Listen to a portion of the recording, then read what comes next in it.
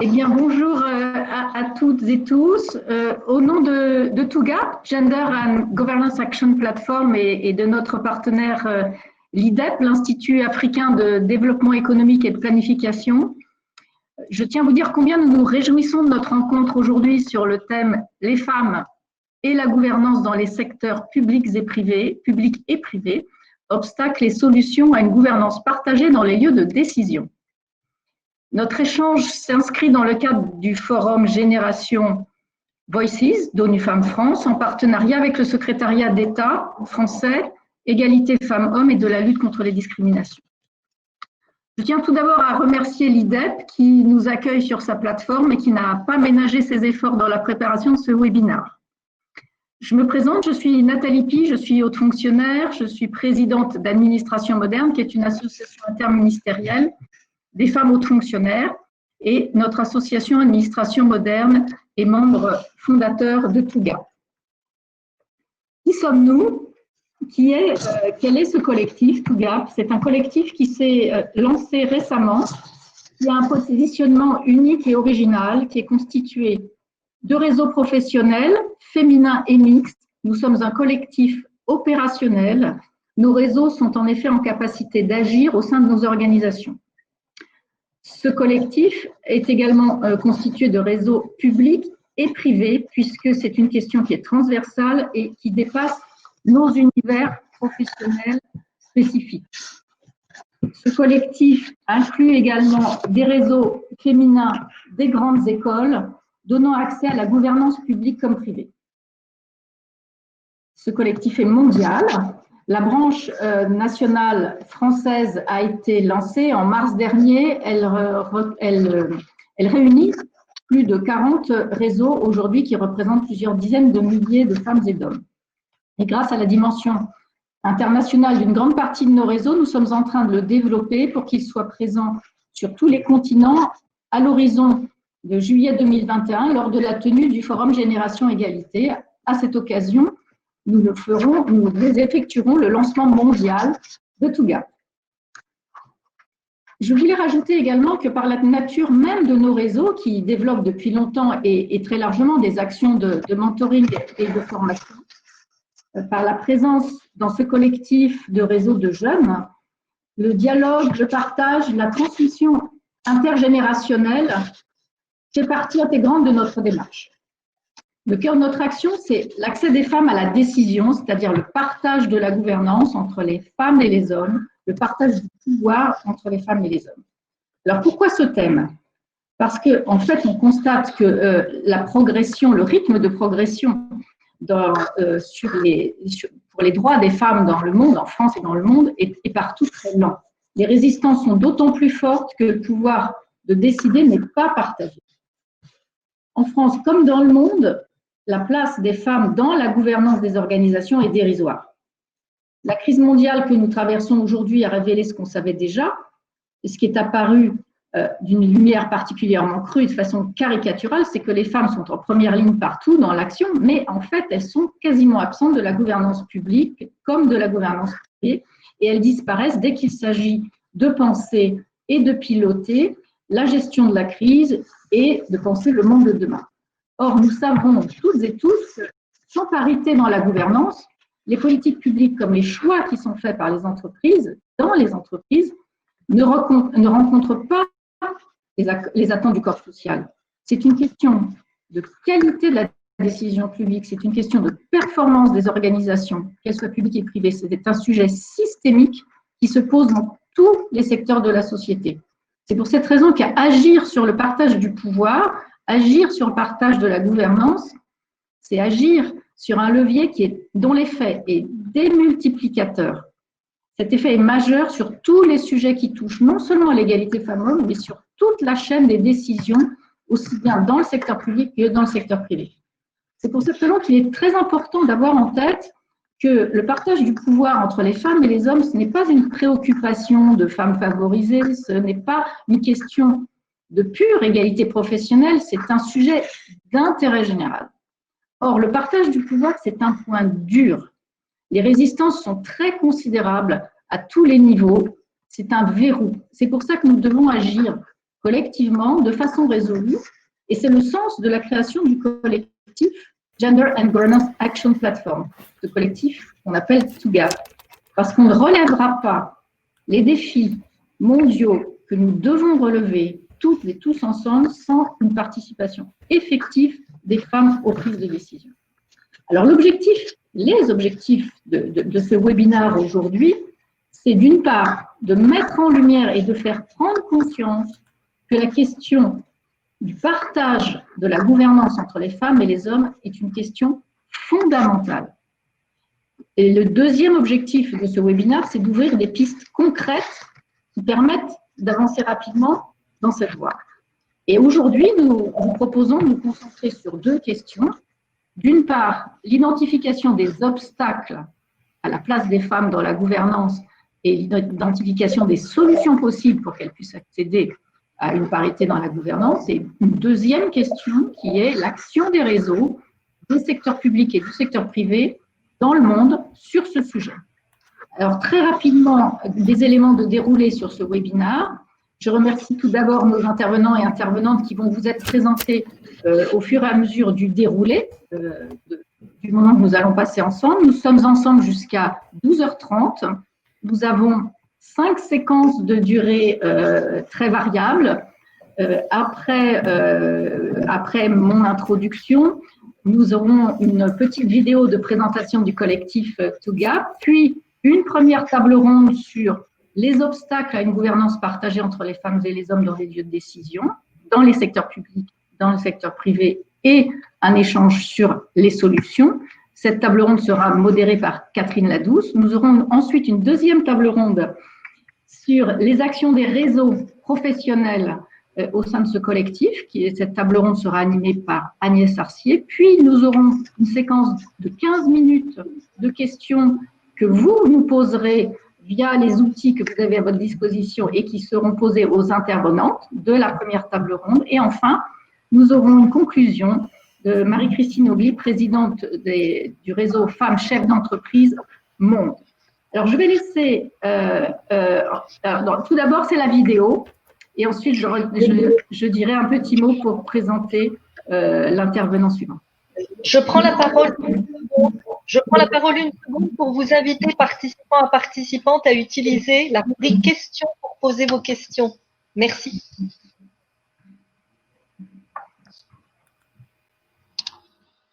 Alors, nous relançons la vidéo.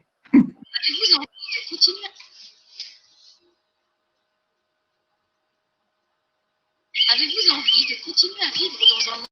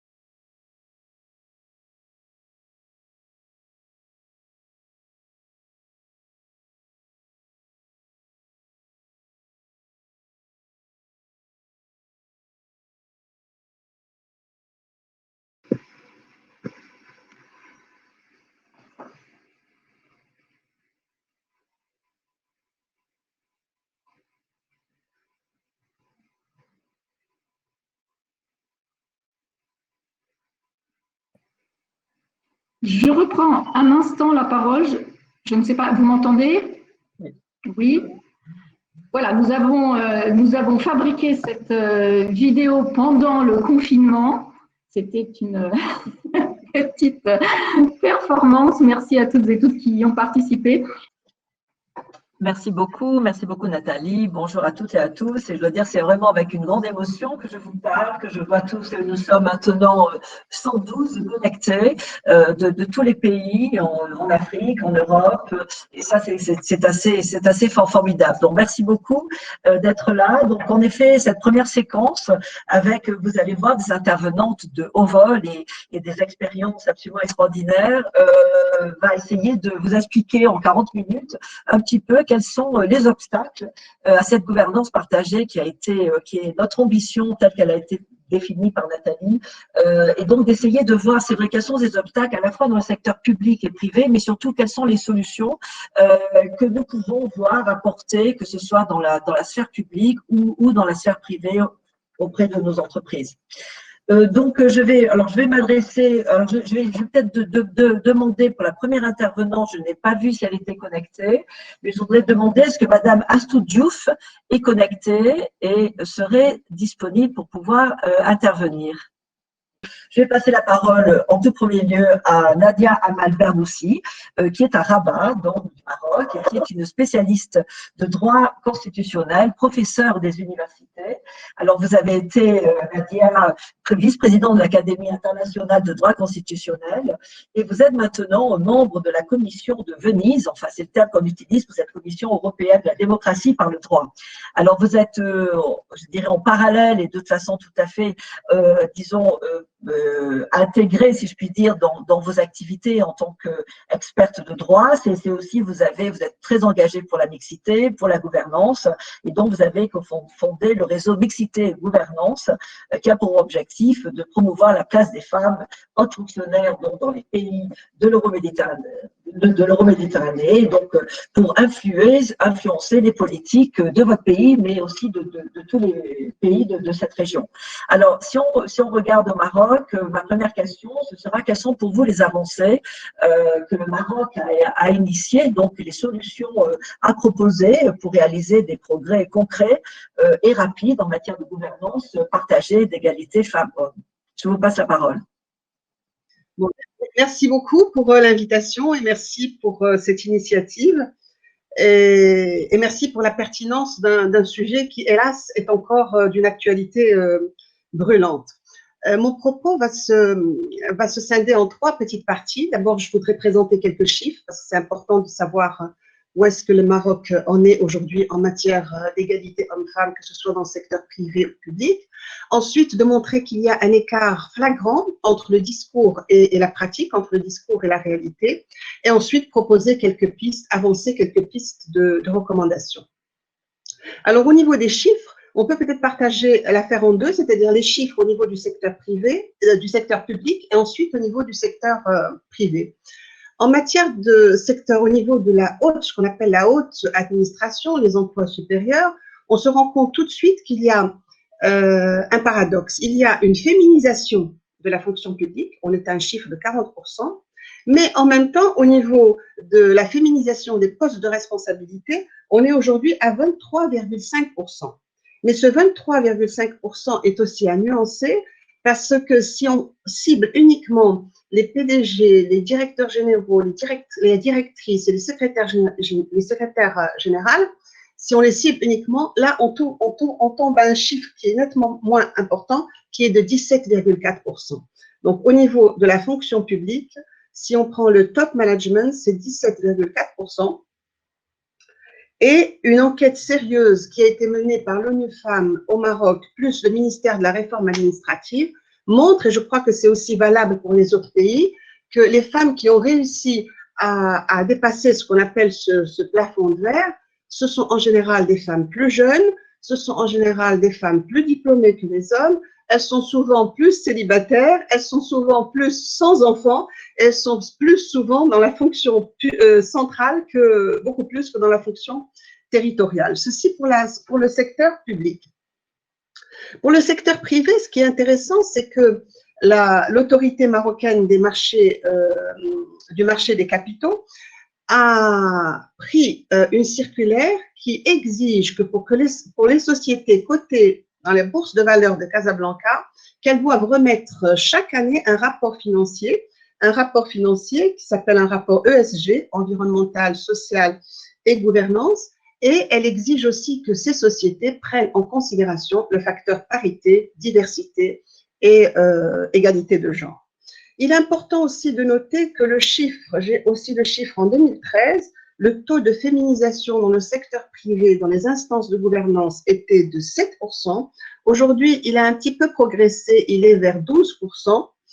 Et de dire aussi que les femmes dans le secteur privé ont eu aussi la bonne idée de se réseauter. Il y a ce qu'on appelle le club des femmes administrateurs, qui est dirigé par une personne très active qui s'appelle Amina Filigui, qui ont compris qu'il y avait un lien entre mixité, diversité et performance. Donc la question de l'égalité homme-femme est non seulement une question démocratique de développement humain, mais elle est aussi une question stratégique et ils ont compris que pour qu'il y ait une gouvernance efficiente, il faut qu'il y ait un rapport partagé et équilibré des pouvoirs.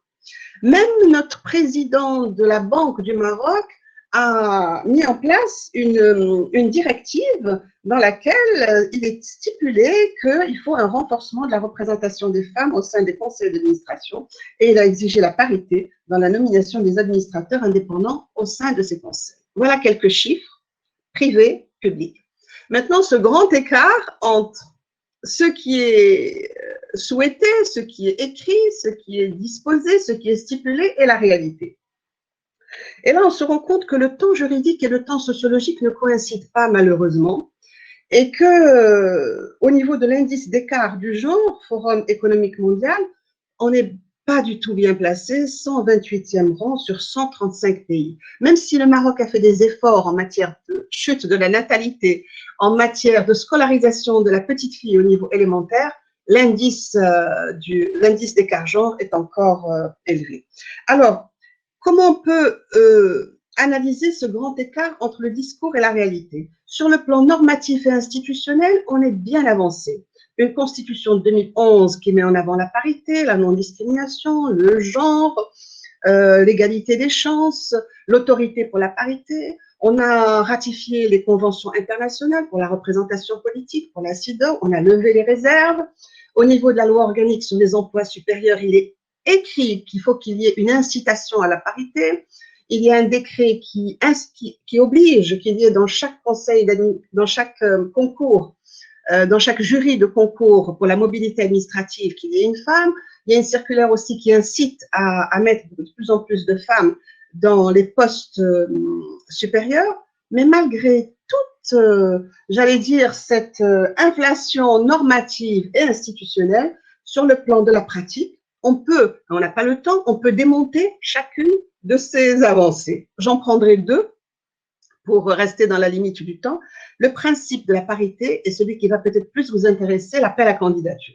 Alors, pour le principe de la parité, le législateur marocain, il a eu une très bonne idée et puis il s'est dit, pour les femmes juges constitutionnelles, on ne va pas seulement exiger le mérite et la probité et la compétence, on va exiger aussi la parité. Le juge constitutionnel n'a pas entendu de cette oreille et il a dit, la constitution marocaine, elle dit, la loi favorise l'égal accès des femmes et des hommes aux mandats électoraux, puisqu'elle n'a pas dit les responsabilités professionnelles, eh bien, on n'a qu'à faire comme en France en 2008, il faudra réviser la constitution.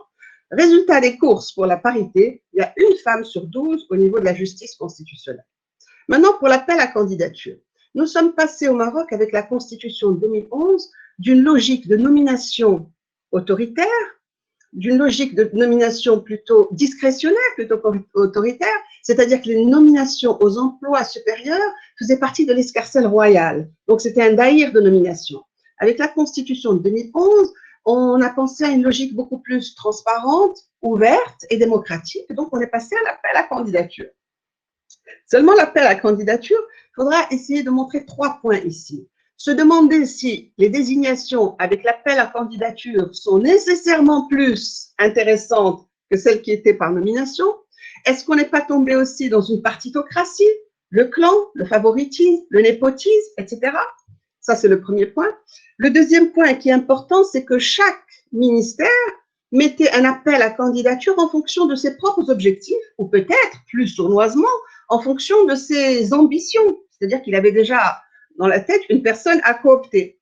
Ce qui fait qu'on avait une pléthore d'arrêtés, et chaque arrêté disait, moi, j'ai besoin d'une personne qui a 15 ans d'expérience professionnelle. Évidemment, on ne trouve pas beaucoup de femmes qui ont 15 ans d'expérience professionnelle dans l'administration. D'autres administrations disaient 5 ans d'expérience professionnelle.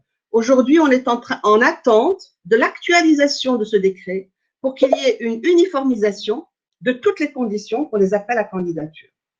Dernier point sur l'appel à candidature, les jurys. Pour passer de chef de service à chef de division ou de chef de division à directeur, c'est facile ou plus facile de trouver une femme. Donc, il y a une femme dans chaque jury. Mais pour un poste beaucoup plus important, on ne trouve pas de femmes et donc, il y a des jurys entièrement masculins. Donc, ça, c'est juste quelques exemples sur l'écart qu'il y a entre le discours qui se veut, j'allais dire de manière vicieuse, neutre, aveugle, non discriminant, mais en fait, dans la pratique, on trouve des moyens de mettre en place des discriminations indirectes. Quelles sont les pistes de recommandations? Recommandations, c'est un peu prétentieux, mais quelles sont peut-être les voies qui pourraient nous faire échanger ensemble sur des choses pour qu'il y ait une gouvernance partagée? Bien, la première, il peut y avoir des recommandations sociologiques et d'autres beaucoup plus juridiques. Sociologique, c'est-à-dire qu'il faudrait travailler sur les causes du sous-développement des carrières féminines. C'est-à-dire si on a énuméré et identifié les causes du sous-développement des carrières féminines, il est beaucoup plus facile après d'apporter un remède à cela, ou du moins une tentative de remède. Alors, parmi les causes du sous-développement des carrières féminines, la sous-diplomation, l'accès récent dans la fonction publique, la culture patriarcale, les stéréotypes. Il y a aussi la mobilité. Est-ce qu'une femme peut être aussi mobile qu'un homme? Est-ce que son conjoint voudrait la suivre? Il y a aussi ce qu'on appelle, pas la mobilité, la disponibilité extensive, parce que les postes de responsabilité sont perçus comme étant des postes à plein temps et des postes qui exigent des compétences dites masculines. La compétition, l'audace, le courage, etc., etc., alors que ce n'est pas sûr que ce soit des compétences exclusivement masculines. Deuxième point, il faudrait remobiliser le mouvement féminin sur la question de la gouvernance partagée. Je parle du cas du Maroc. Nous avons une société civile avec des organisations qui défendent les droits des femmes extrêmement vigilantes, intéressantes. C'est des véritables passionnariats de la politique, mais chacune d'entre elles défend des causes particulières. Il y en a une, c'est l'accès à la terre, l'autre, c'est la condition des femmes. Il n'y a pas un réseau ou une fédération qui aurait comme objectif, comme ce que vous venez de créer, cette histoire de dire qu'il faut une gouvernance partagée, parce que si on a une gouvernance partagée équilibrée, on va pouvoir peser sur les politiques publiques et changer à ce moment-là non seulement la conception du pouvoir, mais aussi notre propre statut personnel. N'oubliez pas que dans le Code du travail marocain, il est écrit que l'homme doit contribuer, comment dire ça, à la prise en charge de la famille, et la femme peut y contribuer. Donc, quand on dit peut y contribuer, son travail est considéré comme un appoint et non pas comme une activité, un travail au sens propre et entier du terme. Ça, c'est le deuxième point au niveau, ça c'est sociologique, maintenant je rentre dans le droit.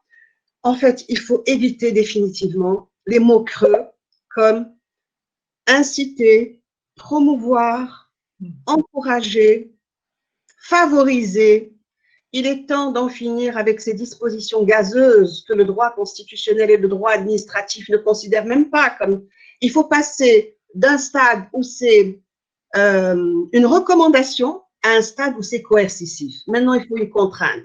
Il faudrait, par exemple, au Maroc, réviser la Constitution, comme vous l'avez fait en 2008 en France, et dire que la loi favorise l'égal accès des hommes et des femmes, non seulement aux mandats électoraux, mais aussi aux responsabilités professionnelles. Pour qu'il y ait une obligation de nommer des femmes et des hommes avec une zone paritaire, ça peut être 40, 60 ou 60-40, que ce soit dans les mandats électoraux, mais dans les postes de nomination, au niveau central et au niveau territorial, au niveau économique, au niveau social, et au niveau politique et au niveau administratif. Il faudrait que dans la Constitution, mais aussi dans les textes infraconstitutionnels, je pense aux lois ordinaires, aux lois organiques, aux décrets, aux circulaires, jusqu'au plus bas, à la plus bas échelon, il faudrait qu'il y ait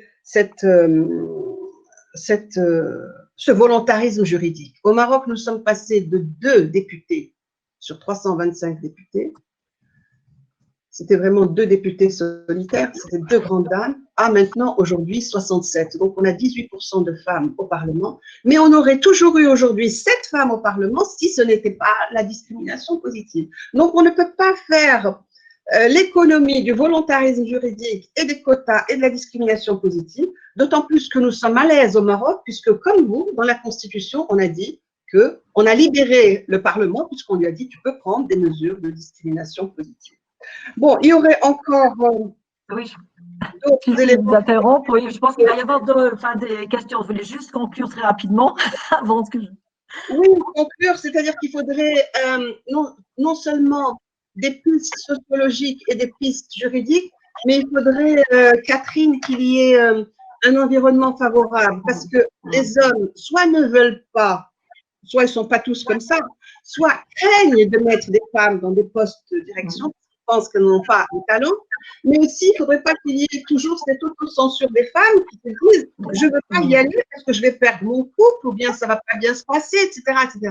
Donc, je terminerai en disant que c'est pas seulement valable pour les femmes, pour qu'il y ait une bonne gouvernance dans un État, que ce soit dans la sphère publique et privée, il faut qu'il y ait une restitution d'un climat de confiance. Et sans ce climat de confiance, même les textes législatifs et constitutionnels n'auraient pas beaucoup de portée. Voilà. Merci beaucoup Nadia pour cette analyse si précise, je dirais, et complète de, en fait, à la fois, je dirais, des challenges que nous avons sur le plan du droit. Évidemment, il y a encore des progrès à faire, vous l'avez très bien expliqué, mais enfin, en même temps, je pense que pour toutes les personnes qui écoutent aujourd'hui, quel que soit le pays où nous nous trouvons, ce que vous avez dit exprime tout à fait les difficultés pour les femmes, les causes que vous avez identifiées, en effet, et parfois le manque de confiance et disons, les stéréotypes, le sexisme et autres. Et donc, je pense qu'il y a déjà des questions sur le chat et donc on reviendra vers vous. Merci beaucoup. Là, je suis ravie d'accueillir l'une de nos intervenantes qui avait quelques difficultés pour se connecter, donc Madame Diop. Donc, je lui passerai la parole tout à l'heure. But now we switch in English. So we have, because we are in Egypt, I know that you are speaking French anyway, but in Egypt also you speak English. So I am really pleased to welcome Dr. Amani Askour from Cairo. She's the chairman, the president of the network Business and Professional Women. And you are now, following this explanation about, what happens in the public sector. We are now, more joining the private sector and men is the entrepreneur.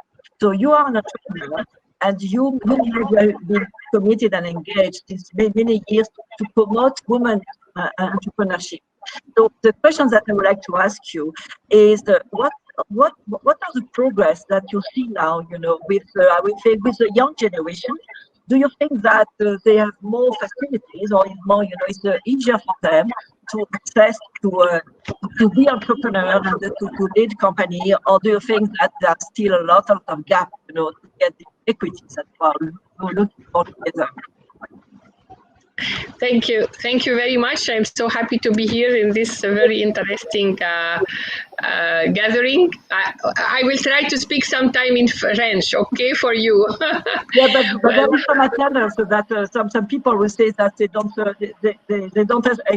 understand French. So you can speak English. I'm sure it's fine. Okay, great. Well, I will try both.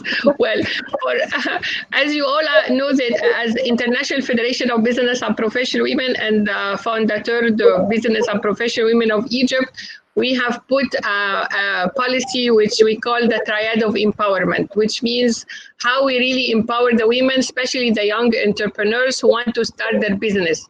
Because a lot of challenges with reference to the women, how they start their business, how they market their product, how they are able to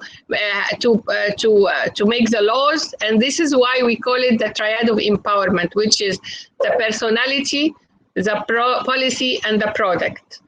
how are we able to do that with business and professional women? We have several steps that we already did with the reference of business of the personality, which is how to empower the women, how to make educate her to how to make sure that she is how to treat her with the banks, how she register her company to move from informal to formal sector. And the other thing is really about the policy. What policy in place to empower the women economically? So we are having several policies that we are working on with financial inclusion for women, with reference to government procurement, which is very important because government procurement is the women access to the tenders. And how they are able to access these tenders. We are lobbying with the government. In Egypt, we have 20% of the government procurements goes to SMEs. What we are trying to do is to see how we have 50-50, 50 for women, 50 for men, for the government procurement. And with financial inclusion, we have the Central Bank for Egypt. They already have a department for financial inclusion that makes sure to have access to finance for women in order to have a special tailored program for women entrepreneurs. Do you want me to have it in French? I just can have something is French because en tant que présidente internationale de la Fédération internationale de femmes d'affaires et professionnelles et fondatrice de Business and Professional Women in Egypt, j'ai fait de lobbying pour l'autonomisation économique des femmes et le soutien de l'entrepreneuriat. J'ai également mis l'entrepreneuriat des femmes à bord, l'inclusion financière, les femmes dans le commerce et l'accès au marché, les principes autonomisation des femmes, Women Empowerment Principle, pluriel de plaidoyer pour l'autonomisation économique des femmes. L'autonomisation économique des femmes et l'entrepreneuriat féminin est très important pour la création de l'emploi et la croissance économique dans l'important quel pays. Cette autonomisation économique a trois piliers à attendre, j'appelle la triade d'autonomisation. PPP, personnalité, politique et produit, policy et produit. Dans ce, nous avons fait dans l'Égypte. Personnalité, comment promouvoir l'entrepreneuriat féminin, renforcement ses capacités, éduquer et l'organisation de programmes de formation sur la façon dont elle crée son entreprise, comment elle traite avec les banques, comme elle étant l'entrepreneur gère son entreprise. Policy, nous plaidons pour un guichet unique pour les femmes entrepreneurs qui j'ai déjà réalisé. Nous faisons de lobbying pour l'inclusion financière des femmes et la Banque centrale d'Égypte a déjà un département pour l'inclusion financière des femmes et leur promotion de programmes financiers adaptés aux femmes entrepreneurs. Et aussi promouvoir des solutions de paiement numérique simple via le mobile. Avec le cellulaire. Et nous avons beaucoup de succès pour faire pression sur la présidente de l'Union africaine, que l'Égypte est membre de l'Union africaine, pour avoir cette année le depuis des gains africains pour l'inclusion financière des femmes. So this year, the president of the African Union, Ramaphosa, whom I already spoke to, have declared this year the year African Decade for Financial Inclusion for Women. Nous plaidons également en faveur des marchés publics pour les petites et moyennes entreprises, y compris les femmes et les jeunes. Dans la loi égyptienne, nous avons pu augmenter le pourcentage de 10% à 20%. Pour les marchés publics, nous faisons maintenant du lobbying pour que ce pourcentage soit 50% pour les femmes, 50% pour les hommes, propriétaires de petites et moyennes entreprises. J'ai réussi en Afrique en tant que président du Commerce Business Council, qui est l'organisme du secteur privé de 21 pays africains, du marché commun d'Afrique orientale et australe dans l'Égypte. Et aussi est membre, je me suis adressée au chef d'État et leur a demandé qu'un pourcentage spécial des marchés publics revient aux petites et moyennes entreprises, qui compris les femmes et les jeunes. Et le président de Kenya a ouvert cette. Aujourd'hui, en Kenya, il y a 30% des marchés publics vont aux petites et moyennes entreprises, aux femmes et aussi jeunes aux personnes handicapées. Nous faisons également pression pour que les femmes siègent et des conseils d'administration au moins 30% pour faire partie des entreprises publiques et des entreprises privées. En tant que Business and Professional Women Egypt, nous étions les premières du monde de lancer le Women Empowerment Principles. My enterprise, I was the first in the world in 50 companies to sign for the Women Empowerment Principles. Nous avons donc travaillé pour faire pression auprès d'entreprises privées pour qu'elles signent le Women Empowerment Principles. Et maintenant, en tant que Business and Professional Women International, nous travaillons pour que nos membres, le plus de 100 pays, pour promote the Women Empowerment Principles. Le troisième pilier, c'est le produit. Nous avons réussi dans le Business and Professional Women Egypt à créer un centre de développement commercial et un incubateur d'entreprises pour les femmes entrepreneurs. Et pour soutien, le petit et moyen entreprise appelle Hatshepsut Business Development Center, un business incubator. Nous formons les femmes du développement de produits, branding, designing, packaging pour avoir un produit de bonne qualité répondant à la norme internationale. Puis nous aidons les femmes entrepreneurs et avoir accès au financement de la pharma. Nous les aidons également à commercialiser leurs products. We help them, of course, to market their products because the most important really challenge is the marketing for the products, the marketing for the services. Chaque année, nous formons 650 jeunes entrepreneurs et nous avons également une consultation individuelle dans les secteurs spécifiques.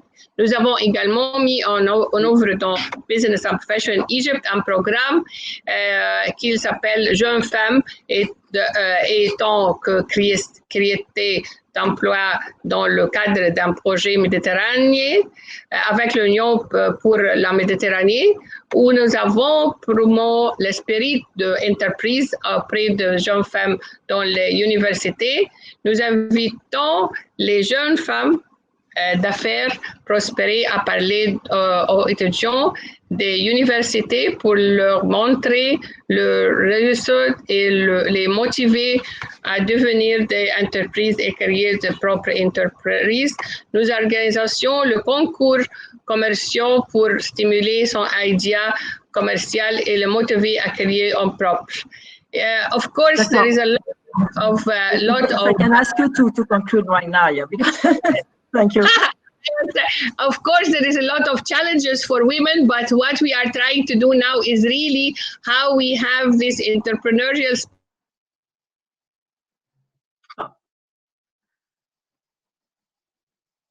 Ça s'est arrêté là. spirit Ouais. and how we promote the women's. Allô? Oui, on vous entend, on vous entend. Ah, je crois qu'elle a disparu. Bon, c'était, enfin, je pense qu'elle doit avoir juste un problème de connexion. Je crois que c'était assez formidable de voir tout ce qui se fait en Égypte et tout ce qui fait avec vraiment formidable initiative pour les femmes entrepreneurs. Bon, j'espère qu'elle pourra revenir pour se reconnecter, donc pour répondre à vos questions. Et donc, j'ai le plaisir d'accueillir notre troisième. Ah, you are here. Okay. I was just, telling that it was great to see all the efforts that you are making, to promote women entrepreneurship. And we will probably ask you, yeah? I was just going to finish by saying that. Okay.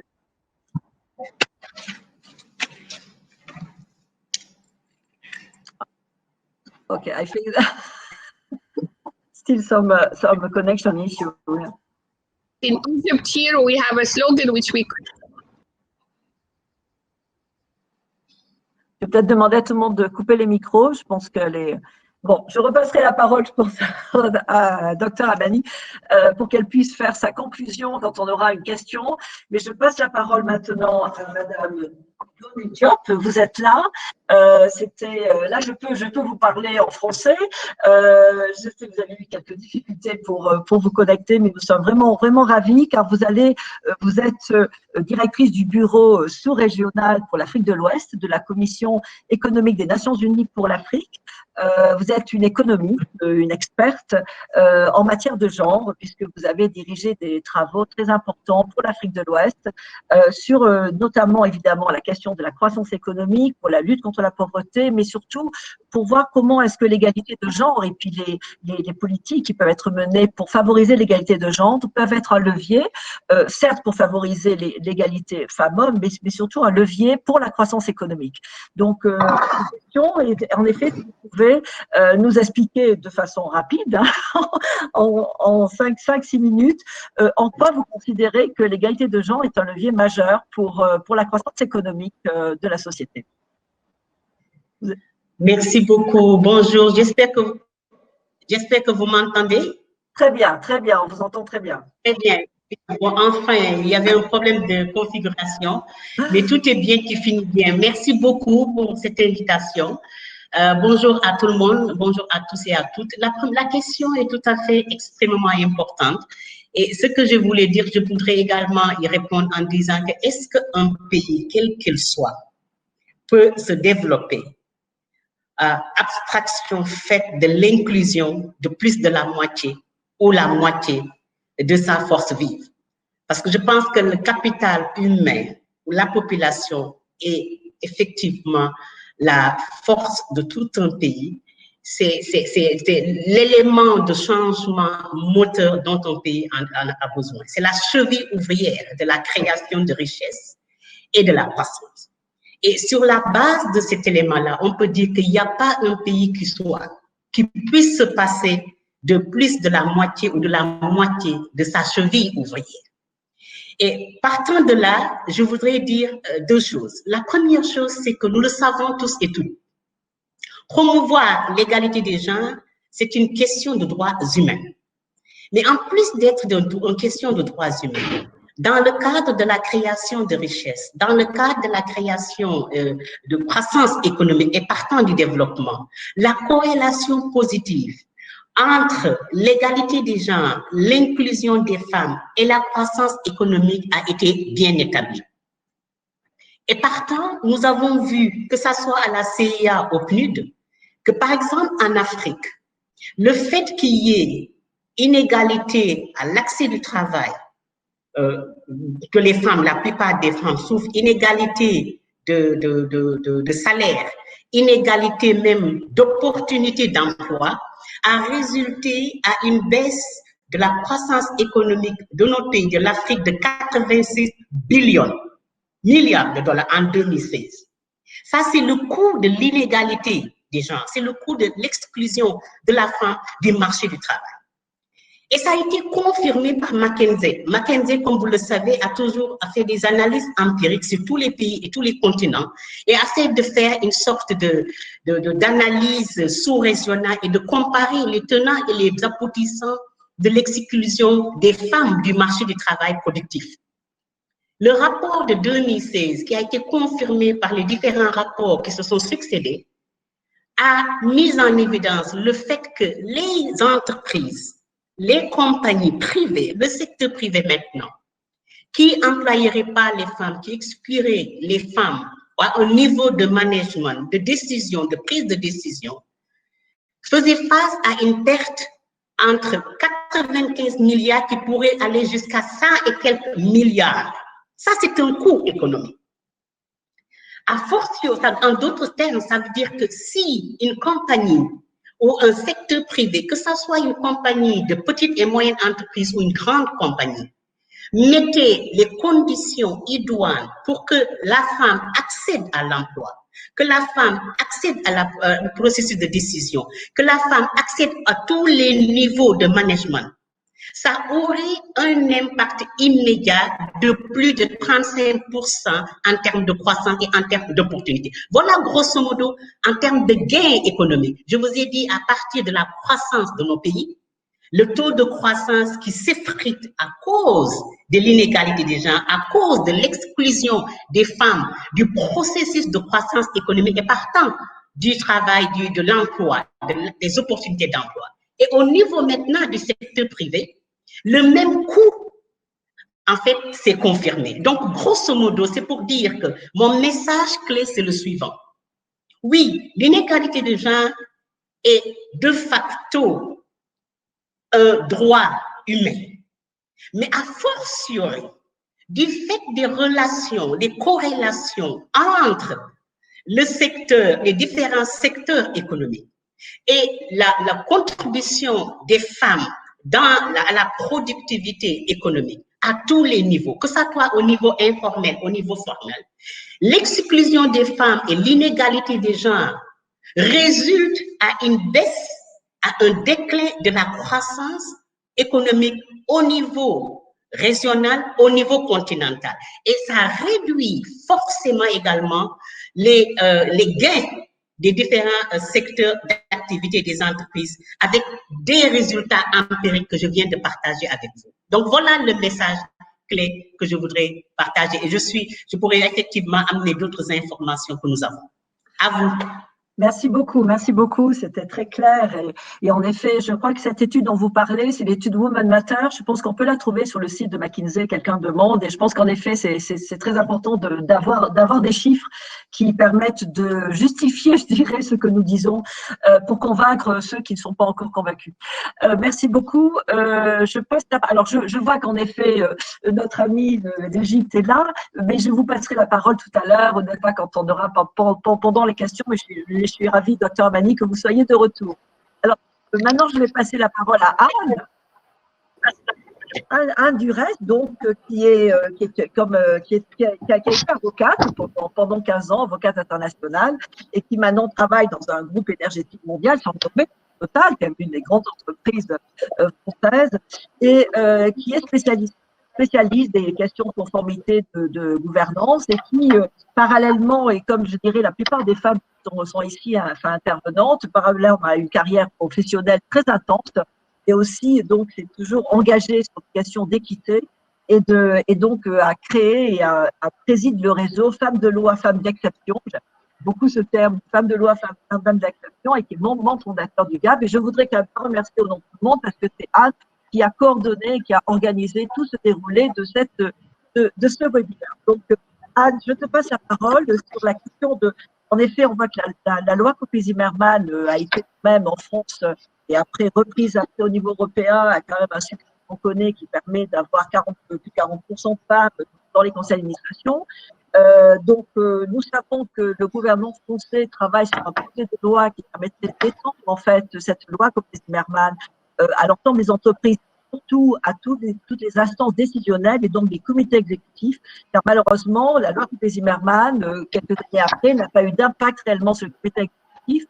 Les chiffres que vous avez donnés tout à l'heure au Maroc, je dirais que pour la France et pour d'autres pays, malheureusement, les chiffres sont quand même similaires et le plafond de 27%. Donc, est-ce que, je dirais, Anne, tu es optimiste sur cette loi et surtout sur les capacités de la mettre en œuvre?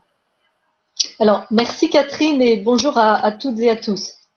Par nature, je vais répondre oui parce que par nature, je suis optimiste.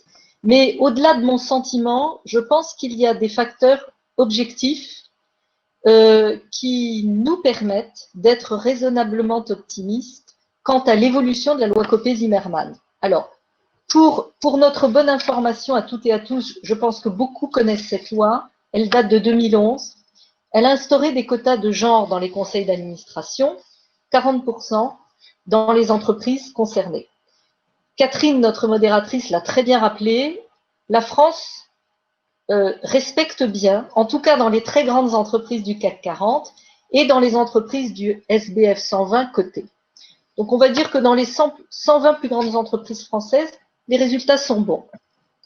En revanche, dans les PME qui doivent aussi appliquer la loi, les résultats ne sont pas au rendez-vous. Ça, c'est la première remarque que je voulais faire. Deuxièmement, même si la France fait partie du peloton de tête au sein de l'Union européenne quant à la présence des femmes au sein des conseils d'administration, en revanche, le ruissellement qu'on attendait des effets de cette loi depuis les organes de gouvernance, conseil d'administration ou conseil de surveillance, vers les instances décisionnelles de direction, COMEX et CODIR, voire dans d'autres entreprises des comités stratégiques, eh bien cet effet de ruissellement, malheureusement, n'est pas non plus au rendez-vous. Donc le résultat n'est pas là pour la présence des femmes dans les COMEX et les CODIR. Et aujourd'hui, l'objectif du gouvernement est d'étendre les quotas qui existent dans les conseils d'administration, dans les instances de direction, COMEX et CODIR. Alors, pourquoi suis-je raisonnablement optimiste? Pour plusieurs raisons que je vais exposer très brièvement parce que nous avons une seconde séquence. Premièrement, je dirais que la tendance des quotas est irréversible et incontournable.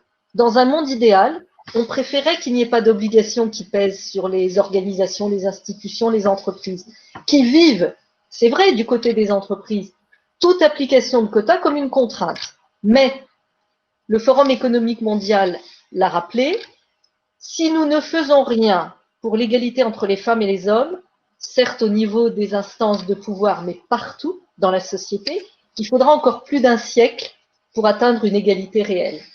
Donc, je suis raisonnablement optimiste parce que cette question des quotas est incontournable et irréversible et elle produit des résultats. On l'a vu au sein des conseils d'administration. C'est efficace.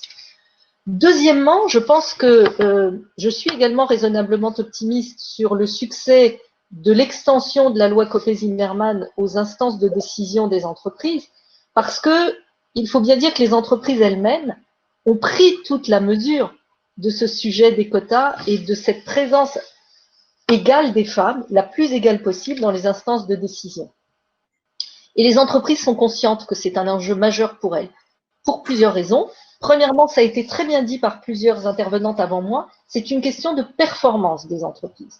Les études Le Monde, ça a été évoqué. Deuxième observation, pour les entreprises, c'est aussi une question d'image. Quand les parties prenantes, et pas uniquement les salariés, lorsque la société publique, le tribunal de la société civile, le tribunal de l'opinion publique, lorsque les investisseurs eux-mêmes, on a parlé des critères ESG, lorsque les investisseurs posent des questions aux entreprises, c'est à leurs dirigeants qu'elles s'adressent. Donc les entreprises ont bien conscience qu'il faut qu'elles aillent plus loin.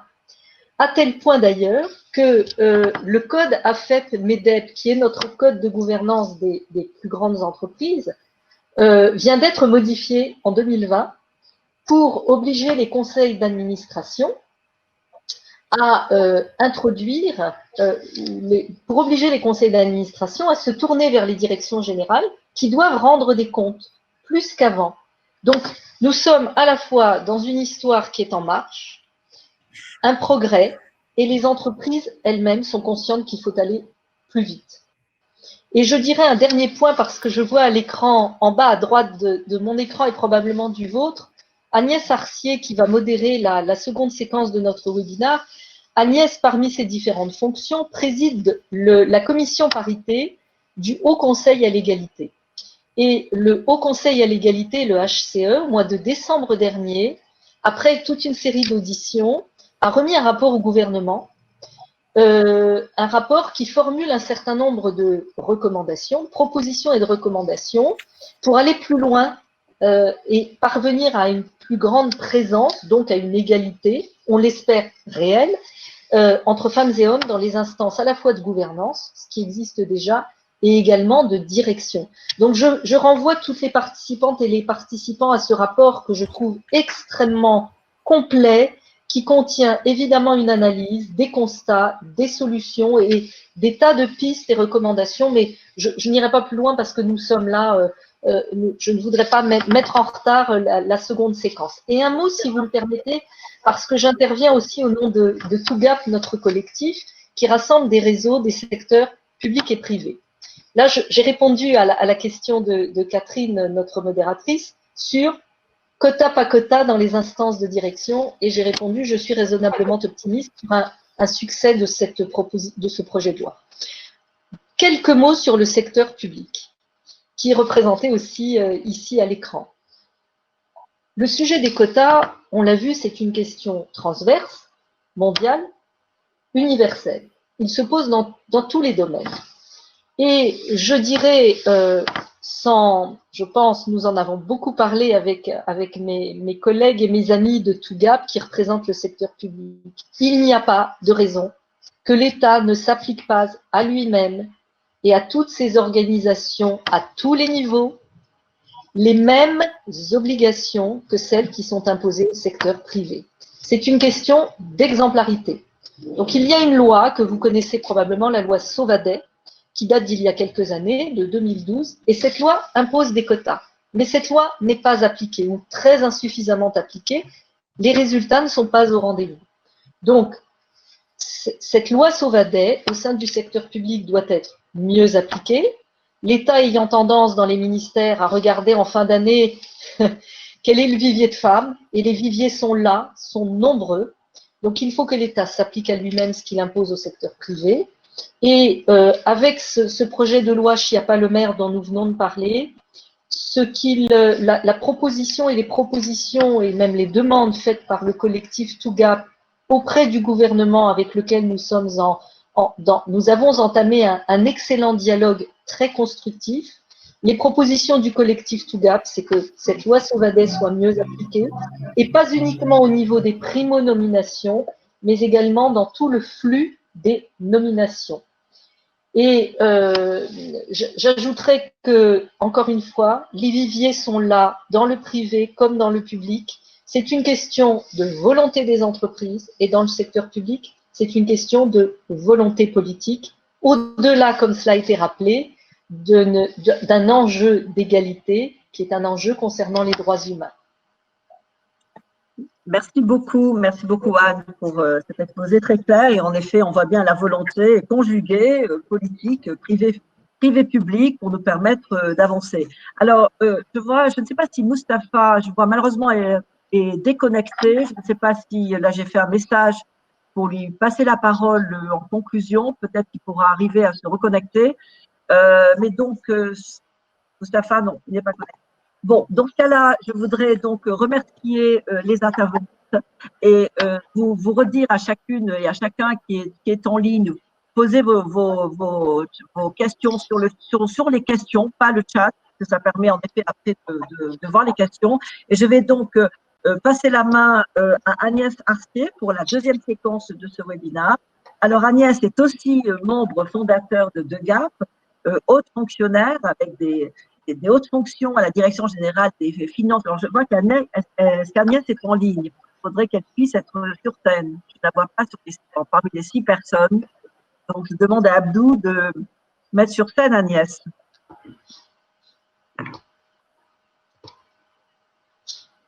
C'est elle qui doit intervenir. En fait, nous pouvons être que 6 sur scène. Donc, Agnès, si tu m'entends, il faut que tu redemandes le lien pour être sur scène, qui est au-dessus de l'écran. Et après, je pense qu'il y a une personne qui va disparaître, je dirais, des 6 postes sur scène.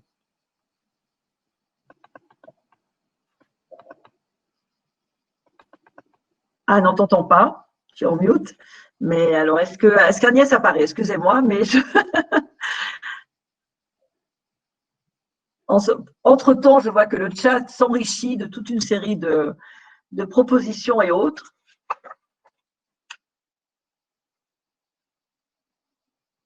Alors là, je ne vois…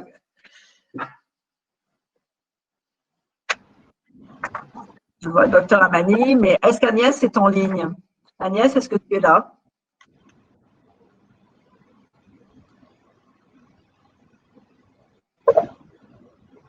Bon, écoutez, je vois que là, on a un problème de connexion, donc j'espère qu'Agnès pourra se reconnecter. Peut-être que Nathalie, est-ce que Nathalie en ligne et on pourrait aborder une deuxième séquence qui était en fait de voir quel est le rôle des réseaux, justement des réseaux privés et publics. Et parmi ce qui a déjà été indiqué, je crois, par pas mal d'intervenantes ce matin, c'était aussi parfois le manque de confiance des femmes, c'est-à-dire que surtout l'environnement que l'on veut donc créer, puisque je vais quand même repasser la parole pour la conclusion, pour cette conclusion qui est en train de prendre place, docteur Amaniasco, vous vouliez dire une phrase. Alors je vous laisse pour une phrase.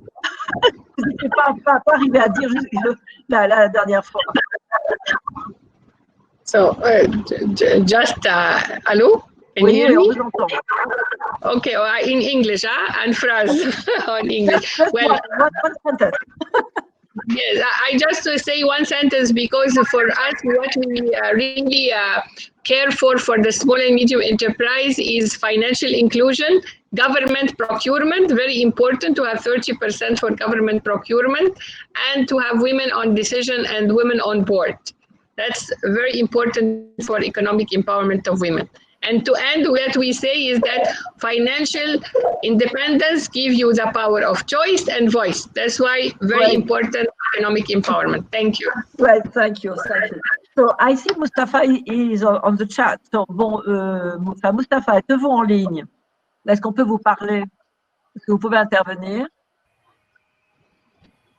Donc, je crois que Mustafa est en attente, mais Agnès est là. Donc Agnès, ça y est, je peux donc t'introduire. Agnès Sartier donc, va modérer la deuxième séquence.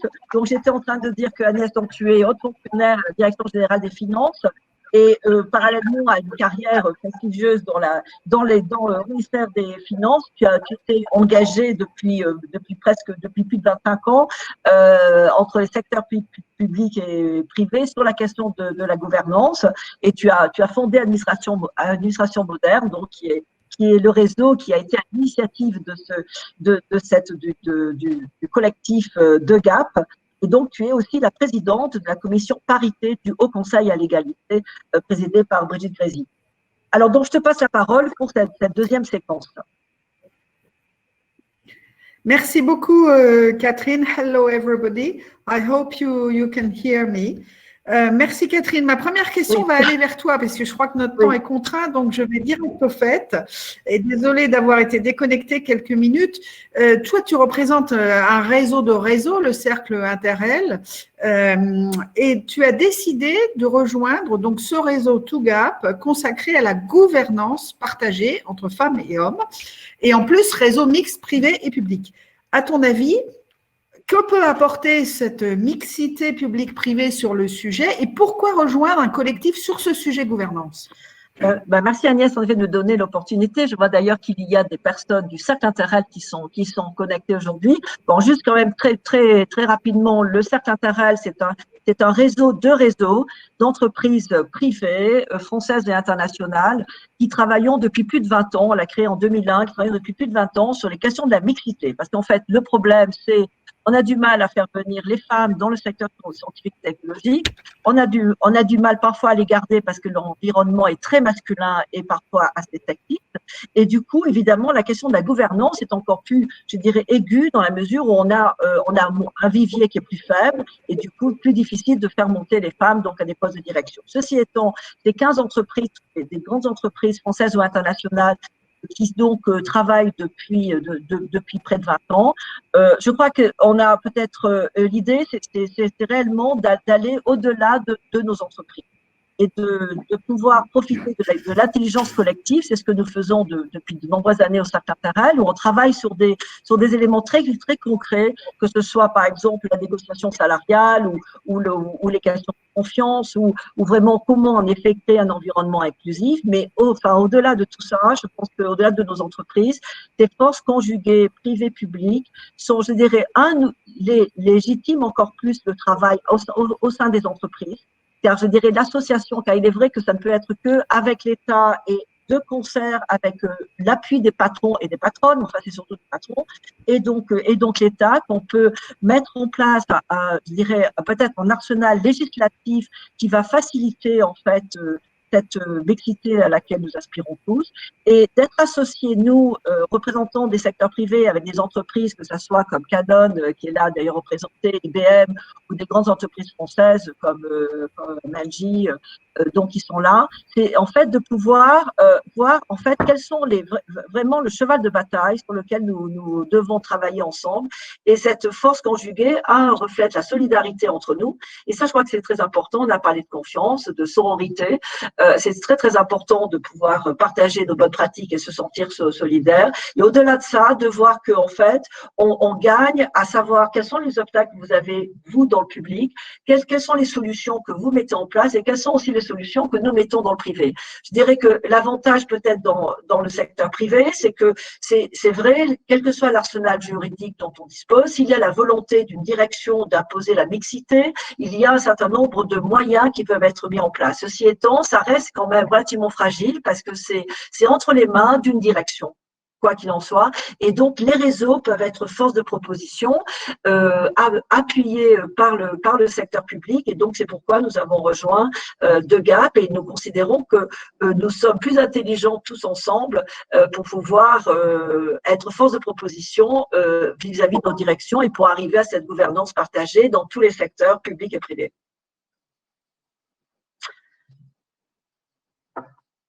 Alors, j'espère qu'Agnès est… parce que je vois qu'elle a disparu.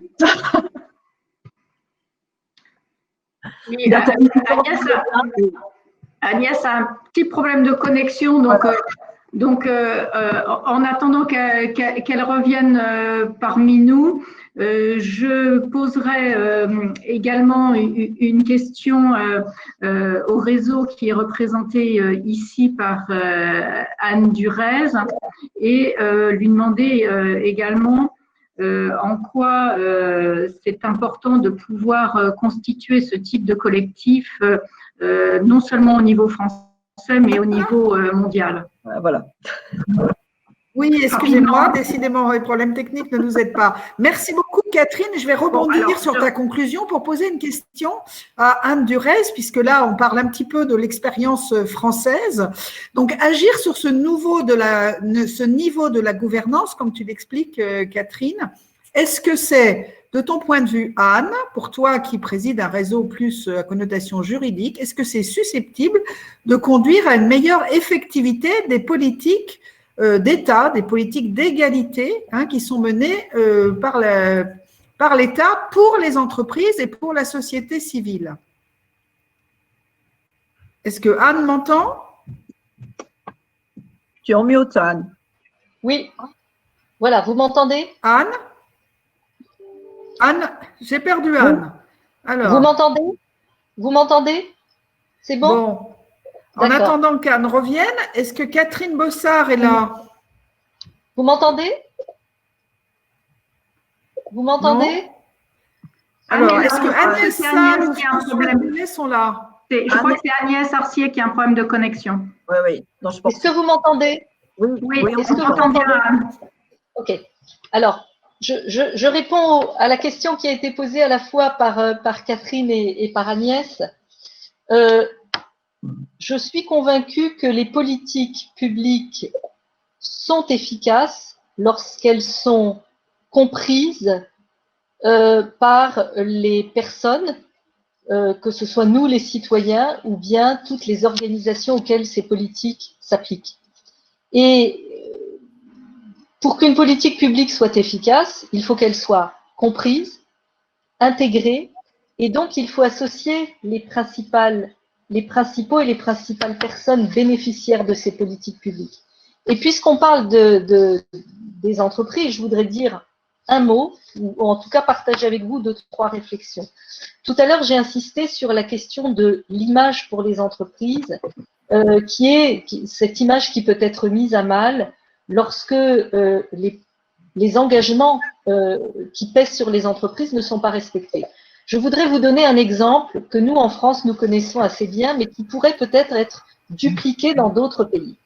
Alors, si je n'ai personne, on va peut-être passer aux questions.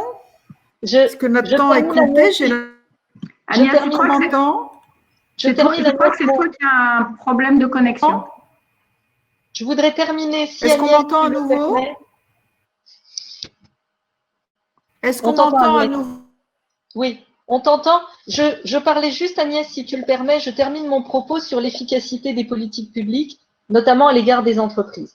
Je voulais vous donner rapidement un exemple, qui est celui de l'index Pénicaud, du nom de la ministre actuelle du Travail. Cet index s'applique aux entreprises qui doivent publier un certain nombre de critères concernant l'égalité entre les femmes et les hommes, le nombre de femmes au conseil d'administration, les écarts salariaux éventuels entre les femmes et les hommes, la présence de femmes qui président certains comités au sein du conseil d'administration, voire dans les comités de direction.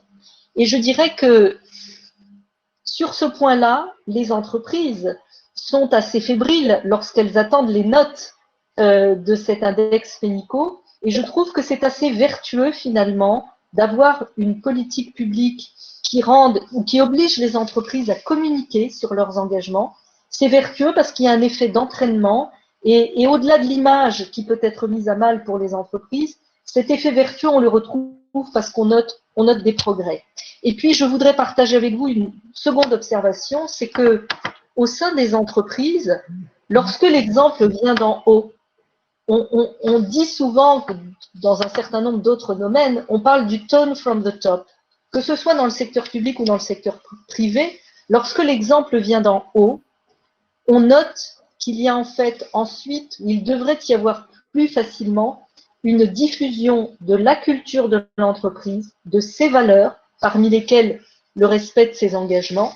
Et lorsqu'encore une fois, tout en haut de l'entreprise, comme d'une organisation, les choses bougent, c'est en fait tous les autres échelons qui se sentent entraînés pour respecter la culture, les valeurs, les codes et les engagements des entreprises. Donc je dirais encore une fois que, en conclusion, mon message, c'est que le dialogue, il est absolument indispensable entre le public et le privé, et notamment en amont de la fabrication de la loi, quand on en vient au stade de la loi qui impose des obligations. C'est par ce dialogue que les politiques publiques sont et seront encore plus efficaces. Merci beaucoup, Anne. Je pense qu'on m'entend à nouveau.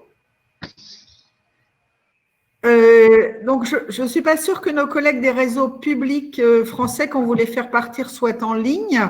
Je vais peut-être demander à ce moment-là à Nathalie de nous dire, du point de vue d'un réseau public, quel est le rôle et l'impact de ce réseau, d'un réseau féminin du secteur public sur les politiques publiques pour faire en sorte que la gouvernance soit davantage partagée? Que peut faire un réseau du secteur public par rapport à un réseau du secteur privé pour faire avancer les choses?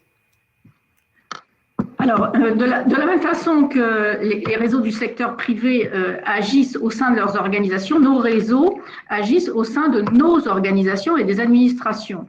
Alors, on a deux types de réseaux. On a des réseaux ministériels par ministère, femmes de justice, femmes de l'intérieur, avec les femmes de la défense. Enfin, je ne vais pas toutes les citer, il y en a une quinzaine, et qui ont des activités qui sont propres aux carrières des femmes dans ces ministères. C'est-à-dire que l'État est une grosse machine et les carrières sont très hétérogènes. On ne fait pas la même chose quand on est directrice générale des finances publiques ou quand on est général de gendarmerie, quand on est juge ou quand on est diplomate.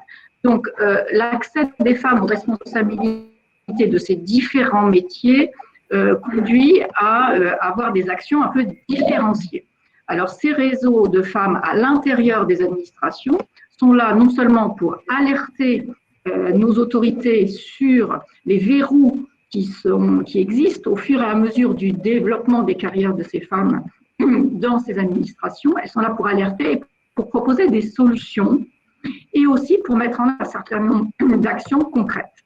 Et puis, il y a un réseau qui est, j'allais dire, plus transversal, interministériel, qui est le réseau d'administration moderne, qui ne travaille pas à l'intérieur même des administrations, puisque ce sont des réseaux, j'allais dire, thématiques et professionnels à l'intérieur des ministères qui le font.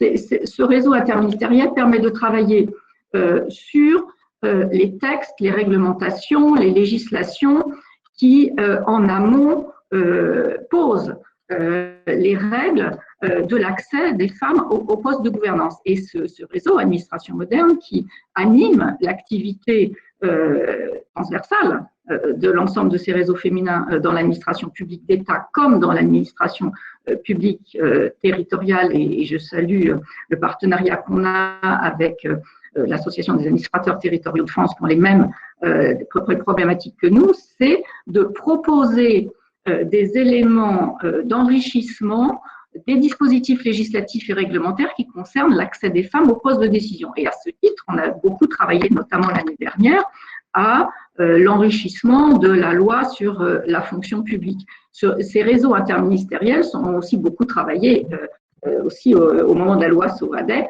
pour pouvoir enrichir la loi de l'époque sur les éléments d'accession des femmes aux instances de direction.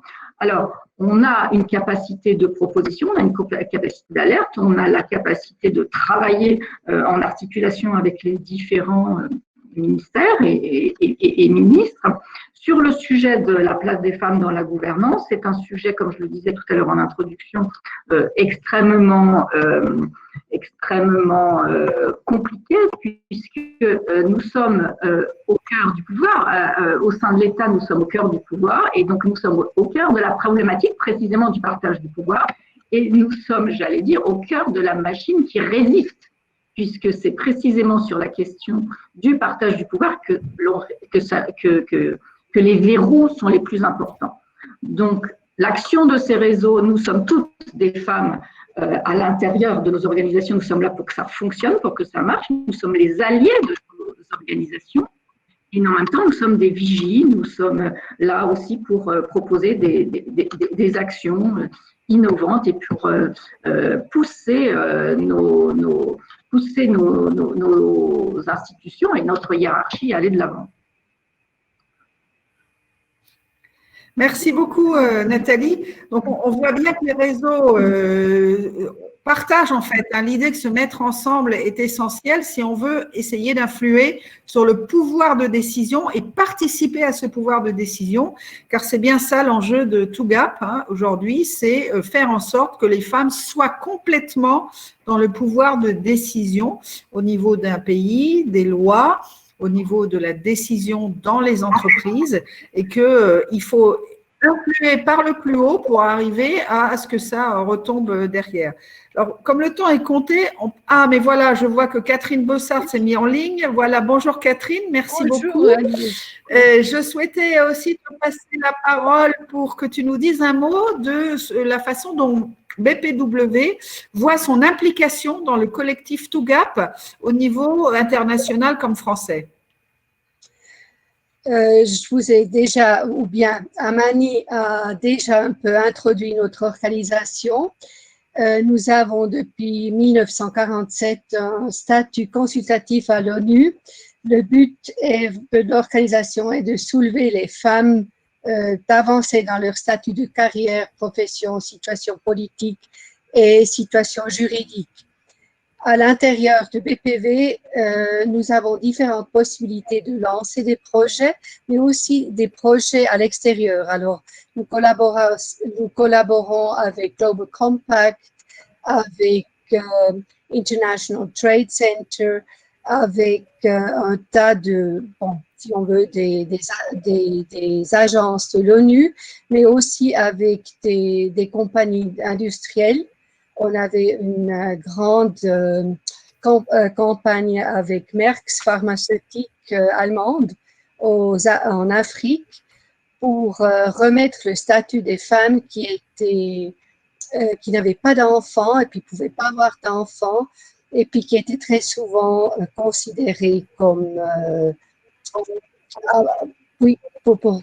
être pas vraiment des femmes. Et puis, très souvent, on les éloignait des familles, etc.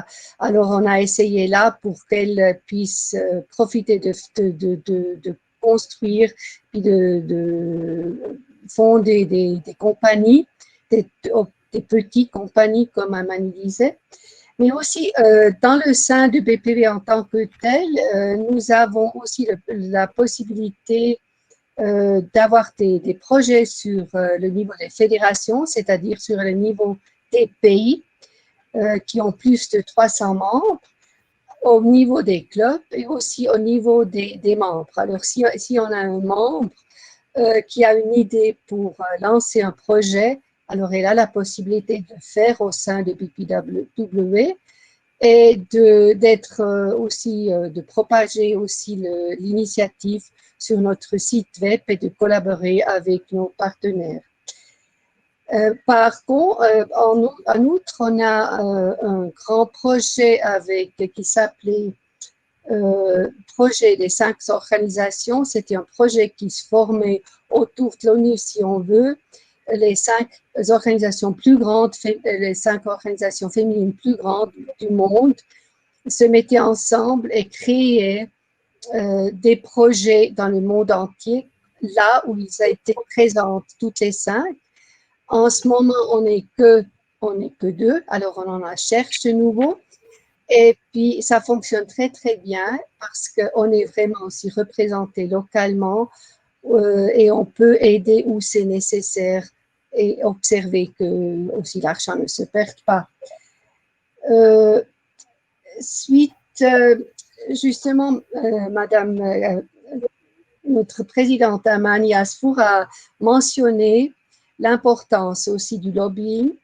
Elle était, je pense, une des, si on veut, des phares qui a travaillé avec Kenya pour que justement le government procurement a été augmenté à 30% pour les femmes et surtout qui ont des petites et moyennes compagnies.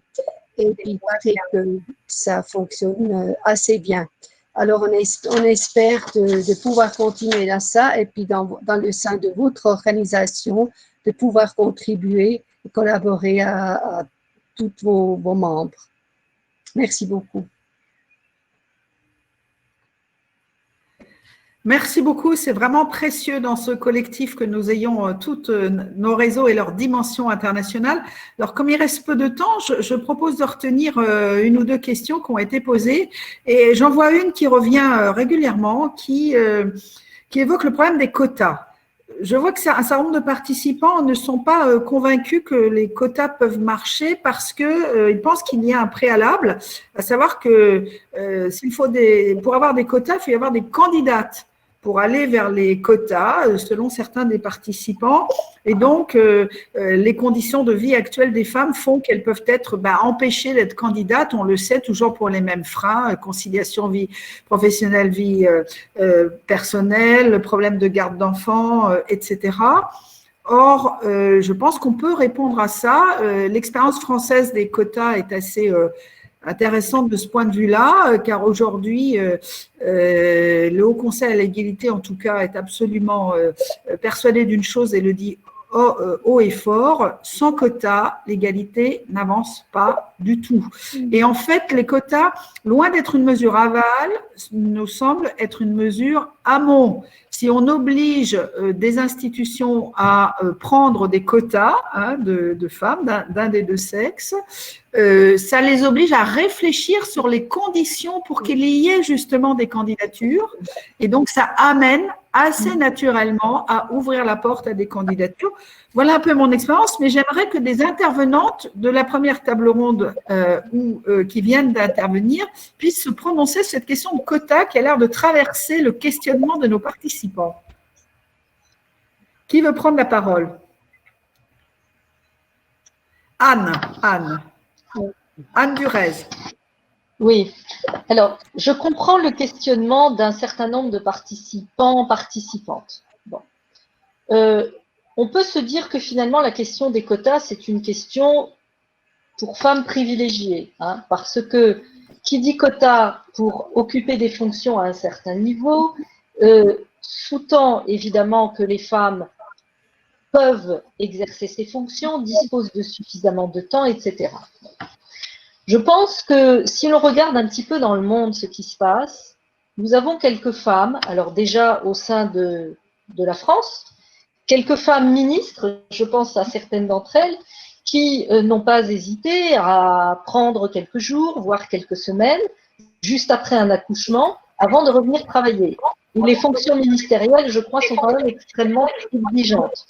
Je pense aussi en Nouvelle-Zélande. Nous avons un exemple actuellement d'une femme qui est aux commandes et qui n'a pas hésité, elle non plus, à donner un certain exemple que d'autres femmes n'ont peut-être pas envie de suivre. Mais en tout cas, je vous donne ces exemples-là parce que ce sont des exemples de femmes qui, forcément parce qu'elles sont publiques, sont regardées, leurs comportements sont testés, j'allais dire, auscultés, et ce sont en quelque sorte des rôles modèles. Ça, c'est le premier point que je voulais souligner. Et le deuxième point, et j'en aurai terminé, c'est que les quotas seuls ne sont pas suffisants. En d'autres termes, une politique de quotas, de mon point de vue, est indispensable, mais elle doit s'accompagner par ce que nous faisons ensemble, c'est-à-dire le développement des réseaux, le partage de bonnes pratiques, d'expériences et des politiques publiques qui prennent en considération l'accès des femmes à des crèches, à des, j'allais dire, à des organisations, en tout cas à des structures, pour leur permettre de ne pas être celles qui continueront à avoir 2 journées de travail. C'est absolument indispensable. Donc, des quotas, oui, c'est indispensable, mais ça n'est pas suffisant pour faire progresser les femmes, et je dirais toutes les femmes, à différents niveaux, dans les organes de décision et même au stade de management intermédiaire.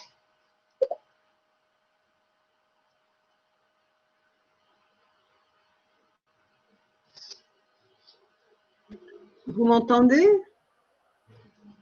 Nadia? Oui, oui, Nadia. Je peux intervenir? Tu voulais dire un mot sur ce sujet? Oui, vas-y. Alors, écoutez, les quotas, je crois que je peux répondre à cette question parce que j'ai une réponse qui peut aller autant pour le quota en matière de nomination que les quotas en matière d'élection. C'est-à-dire qu'a priori, les quotas ont mauvaise réputation parce que ça fait artificiel, parce que ça fait pas naturel, et puis parce que ça heurte un principe démocratique, c'est-à-dire qu'il devrait y avoir la liberté et l'égalité de se présenter. Mais devant des résultats aussi inégalitaires entre hommes et femmes dans les postes de responsabilité, on a 2 positions. Soit on laisse faire la nature, et quand on dit on laisse faire la nature, c'est-à-dire qu'on laisse faire la société, et quand on dit laisse faire la société, c'est-à-dire la société avec la force de frappe la plus importante, c'est-à-dire avec un modèle patriarcal particulier, soit on fait ça et on a peu de femmes au niveau des postes de responsabilité, soit on utilise le volontarisme juridique et par l'intermédiaire de la contrainte, on va imposer, que ce soit dans les comités interministériels, dans les conseils de surveillance, dans les nominations, etc., des femmes.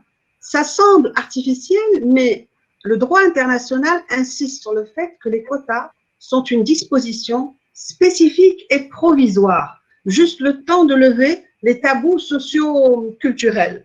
Ce qui veut dire qu'aujourd'hui, à compétences égales dans un jury, on pourrait prendre une femme parce que l'historique est particulier, mais à un moment donné, quand on aura autant de femmes que d'hommes et qu'on aura atteint la mixité, on ne sera pas obligé de prendre une femme à compétences égales, on prendra celui qui a le plus de mérite.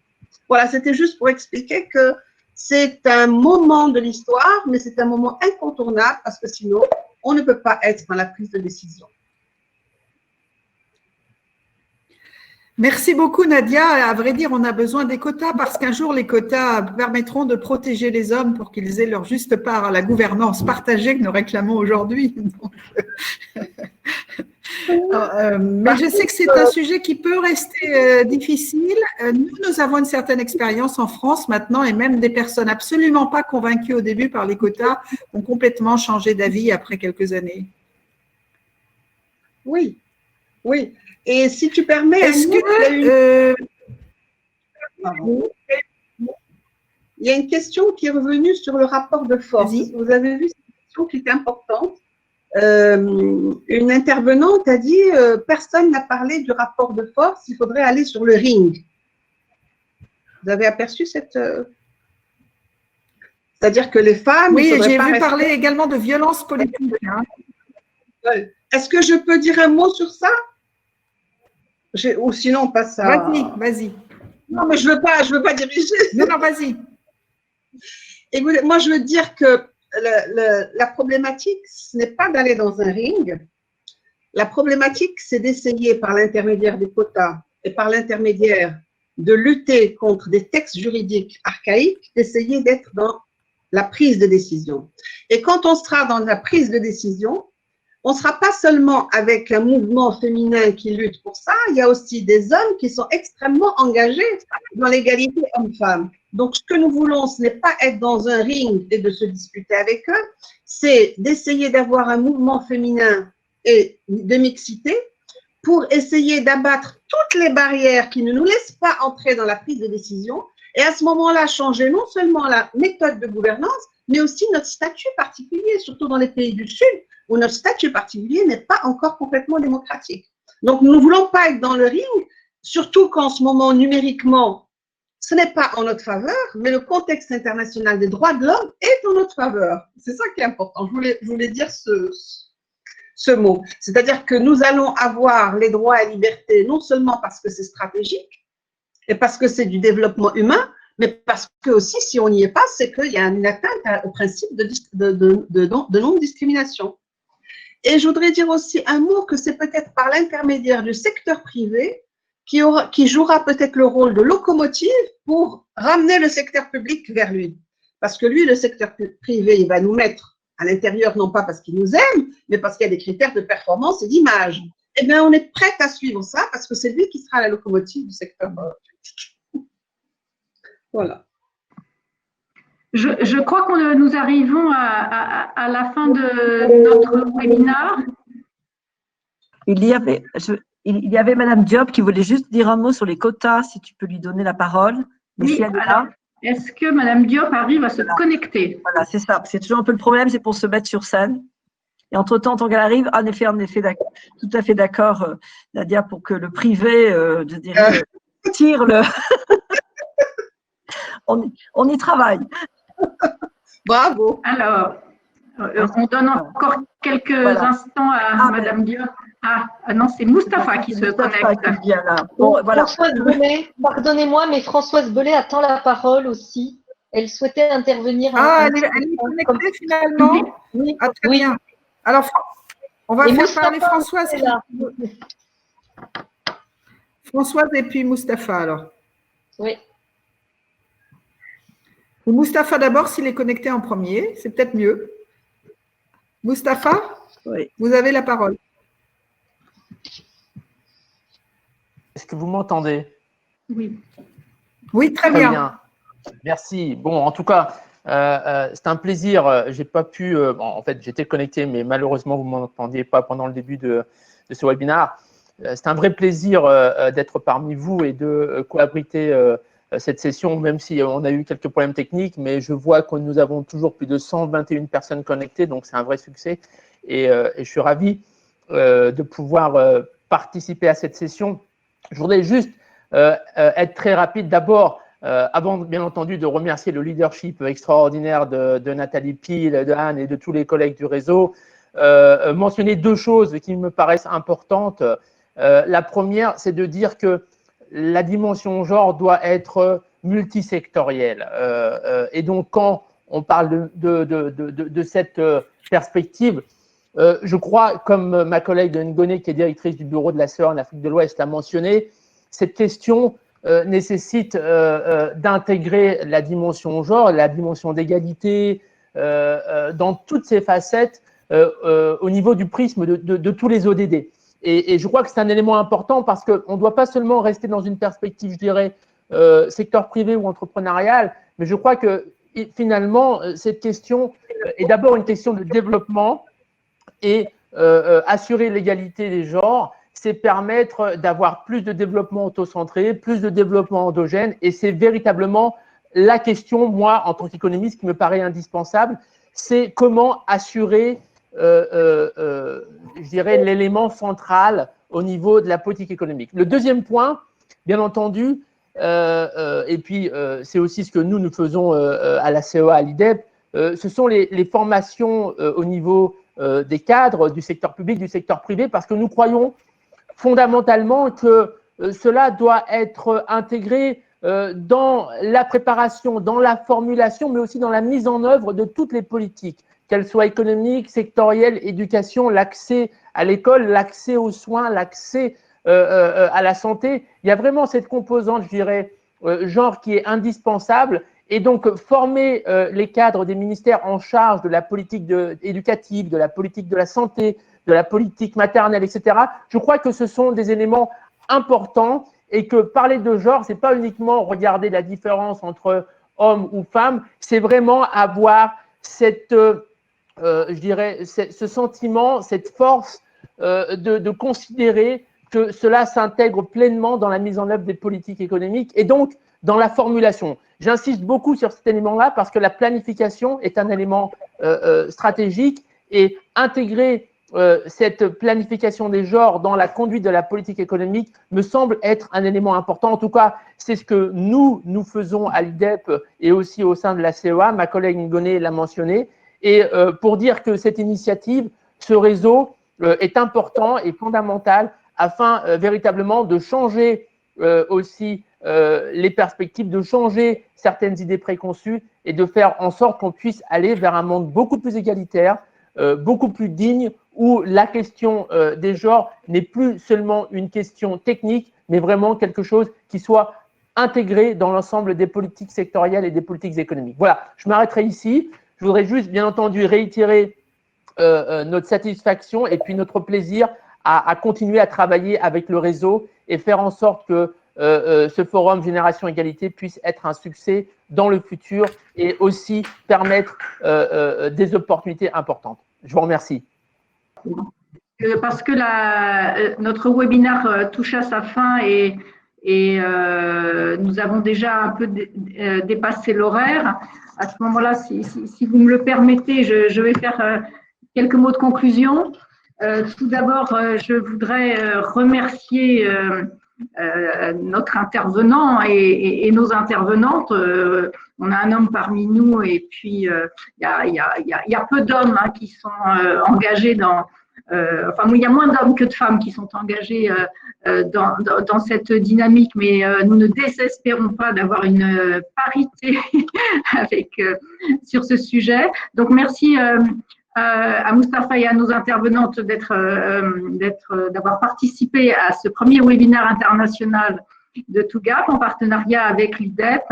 Ce que je voudrais dire en conclusion, c'est que ce webinaire donc a lieu, comme je le disais tout à l'heure, dans le cadre du festival Génération Égalité et du festival Génération Voices de ONU Femmes France pour notamment célébrer l'anniversaire des 25 ans de la déclaration de Pékin sur les droits des femmes dans le monde et sur l'élimination des obstacles systémiques qui empêchent aux femmes de participer à égalité avec les hommes dans l'ensemble des sphères de la vie publique et de la vie privée. C'est un moment très important qu'on pourra célébrer collectivement l'année prochaine en 2021. Donc, on se retrouvera tous à ce moment-là, j'espère en présentiel et pas seulement de façon virtuelle. Un mot pour cette question spécifique de la place des femmes dans la gouvernance.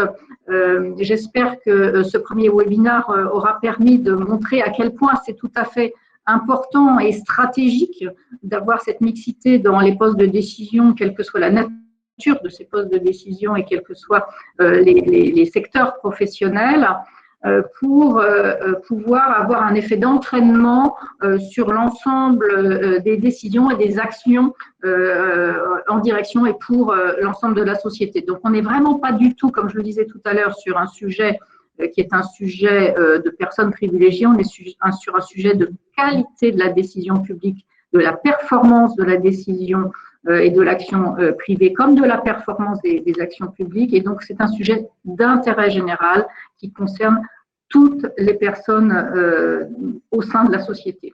C'est pour ça que les hommes ne doivent pas avoir peur de ce mouvement, au contraire, bien au contraire, parce que c'est aussi l'intérêt des hommes, parce qu'ils appartiennent, comme les femmes, à la collectivité humaine. Voilà, alors notre collectif TOGAP a été lancé pour sa branche française il y a 3 mois maintenant. Nous sommes en train de nous développer au niveau international et puis de commencer à constituer, grâce aux antennes internationales de nos réseaux, dont certains ont été présentés là, nous sommes en train de nous constituer un collectif mondial un peu partout sur les différents continents. Et donc, ce collectif TOGAP sera lancé au niveau mondial l'année prochaine, en juillet 2021, au moment du Forum Génération Égalité. Et donc, je vous invite à ce qu'on se retrouve tous dans un an et entre-temps à avoir participé à ce travail collectif d'essaimage dans les différents pays. Donc, avant de vous dire à tous et toutes au revoir et à très bientôt, je voulais donc remercier spécifiquement donc l'IDEP qui est notre partenaire et qui nous a accueillis sur sa plateforme aujourd'hui, et je vous dis à très bientôt pour la poursuite collective de notre ambition qui est une gouvernance partagée pour une société plus durable, performante et pacifiée. Bonne journée à toutes et à tous et à bientôt. Merci beaucoup. Au revoir. Au revoir Nadia. Au Au revoir Mustapha. Au revoir tout le monde. revoir et merci. Au revoir Nathalie.